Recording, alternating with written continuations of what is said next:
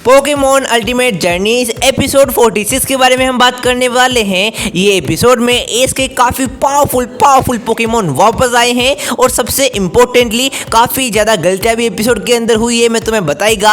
और S mistake bro को travel करते करते काफ़ी लंबा समय हो चुका है, लेकिन हमको इसी एपिसोड से दिखाया जा रहा है। तो शुरू करते हैं। सबसे पहले हमको दिखाया जाता है एस मिस्टिक ब्रो जो है काफ़ी बर्फीली जगह पे आ चुके हैं और एस को पता चलता है कि यहाँ पे पास ही में एक वाटर झरना है, वाटरफॉल है मेजिकाप का।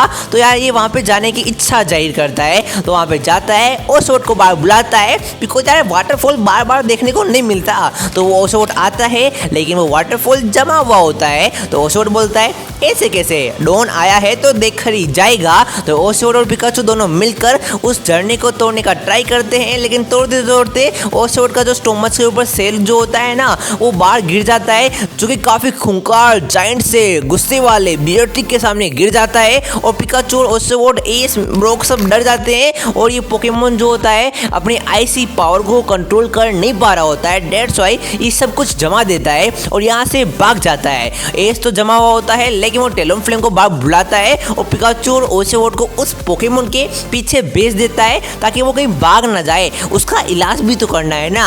और इधर जो एस किस्म जो होता है फिर यार स्नोलेक्स एंड अपने इनसिनरोर पोकेमॉन को बाहर बुलाता है। फिर वो दोनों पोकेमॉन मिलकर उस आईसी वॉल को ब्रेक करने का ट्राई करते हैं ताकि वो बियर्टिक पोकेमॉन का पीछा कर पाए। और मिस्टी जो होती है अपनी स्टामी पोकेमॉन को बाहर बुलाती है और ब्रोक जो होता है अपने फोर्ट्रेस पोकेमॉन को बाहर बुलाता है। ये चारों पोकेमॉन मिलकर अटैक पे अटैक करते हैं और उस बर्फीले तूफान का जो वाल होता है ना, उसको यार डिस्ट्रॉय कर देते हैं। लेकिन हमारे हीरो जैसे ही उस वाल को डिस्ट्रॉय करते हैं, वो सामने जाते हैं, वो देखते हैं कि जिन पोकेमॉन को हमने बियर्टिक के पीछे भेजा था, यानी कि अपने टेलोनफ्लेम, पिकाचू, ओसियोट, तीनों के तीनों जम जाते हैं। और फिर अपना इनसिनरोर जो पोकेमॉन होता है वो फायर ब्लास्ट करता है और सबके सब बर्फ से बाहर आ जाते हैं।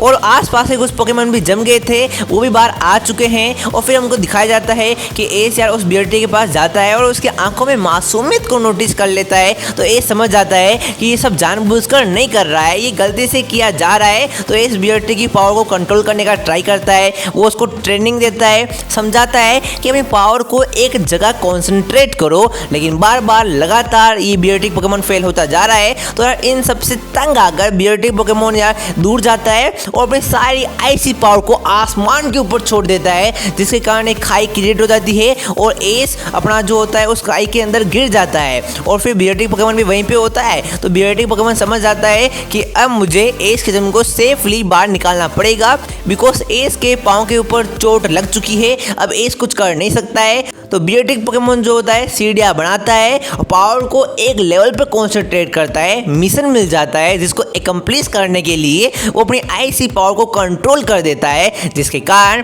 एस बच जाता है, पिकाचू भी बच जाता है और ये बाहर आता है। लेकिन प्रॉब्लम यहाँ पे खत्म नहीं हुई है, बिकॉज यहाँ के आसपास के पोकेमॉन जो है बियर्टिक पोकेमॉन को एक मॉन्स्टर समझ रहे हैं। तो क्या रुकी भाई है क्या? लेकिन कोई ना, यहाँ पे यार ये मॉन्स्टर समझ रहे हैं। तो डेट्स वाई यहाँ पे हमको दिखाया जाता है कि पिकाचू जाता है, सबको बताता है कि यार इसको कुछ हुआ नहीं है। तो यार बियर्टिक पोकेमॉन जो होता है वो सूट का सेल बनाकर सब पोकेमॉन को दे देता है, ये साबित करने के लिए देखो देखो मैं मेरी आईसी पावर को कंट्रोल कर सकता है। और ये कितनी ज़्यादा अच्छी बात है तुम्हें पता नहीं है, लेकिन हाँ यहाँ पे ये एपिसोड खत्म हो जाता है। तो एपिसोड तो ऑसम था। अब बात कर लेते हैं रिव्यू के बारे में। तो एपिसोड की कहानी नॉर्मल थी, एवरेज थी, बता रहा हूँ मैं, कहानी में कुछ भी नयापन नहीं था। हमको पता है एक पोकेमॉन की प्रॉब्लम आई है जो कि सोल्व पक्का होगी, लेकिन यहाँ पे जो ओल्ड पोकेमॉन का टच दिया गया है ना, मिस्ट्री ब्रो का साथ है, पुराने पोकेमॉन वापस आ रहे हैं, खासकर इनसिनरोर वापस आया जो कि इवोल्व होने के बाद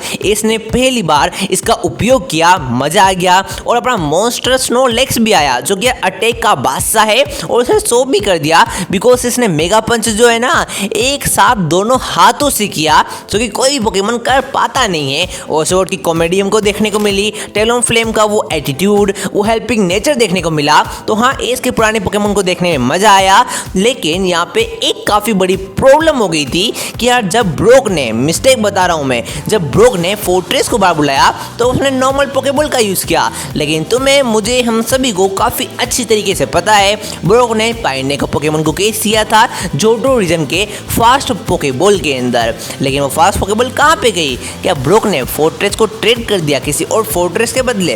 पॉसिबल है ब्रोक, मैं तेरे को अच्छा समझ रहा था, तू चालू निकला। लेकिन कोई बात नहीं, एक और काफी बड़ी मिस्टेक हुई जो कि तुम में से 100% लोग यार मिस कर दोगे कि यार ओरिजिनल डब के अंदर एस पूरा बर्फ के अंदर जम गया था, लेकिन जो डब वर्जन आया ना उसके अंदर एस को पूरी तरीके से जमता हुआ हमको दिखाया नहीं गया। ये काफी बड़ी मिस्टेक है, चेंज है जो कि तुमने नोटिस नहीं किया होगा, लेकिन मैंने बता दिया है। अब इसके बदले लाइक कर दो। Bye bye.